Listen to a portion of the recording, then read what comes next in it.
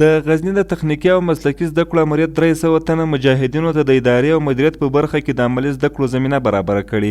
په ورته مهال د دغه امریت مسؤلین وایي چې دغه عملي زده کړې 2 کاله وخت نیسي چې په بشپړېدو سره به یې فارغینو ته د 14 اسناد ورکړل شي. د موږ سره چې مجاهدینو ثبت نام کړی دی، البته ټول هغه مجاهدین چې فعلا درسو ته چمتو دي 300 کسان دي او د دوی درسونه چې دي هغه په اداره مدیریت کې دي.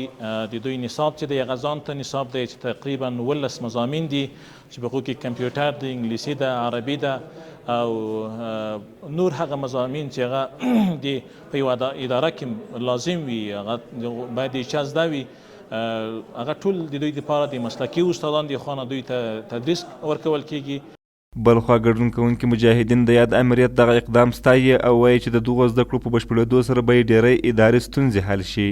د اسلامي امارت له دغه اقدام چې د مجاهدینو د تسویې د لوړولو لپاره په اداره او منیجمنت کې چې دا کوم انسټیټوټ فعاله کړی ده، دا ډېر نیک او مهمه اقدام ده او له مجاهدینو ورونو څخه هم غوښتنه ده چې په دغه پروسه کې اشتراک وکړي او په پایبندي سره خپلو درسو ته حاضر سي.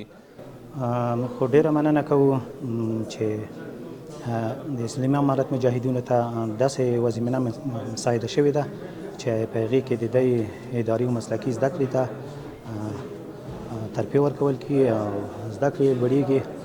د یادونې وړ ده چې په ټول هیواد کې د رئیس الوزرا په حکم سره د تخنیکي او مسلکي زده کړو امریتونو له لوري ورته عملي زده کړې شروع شوي.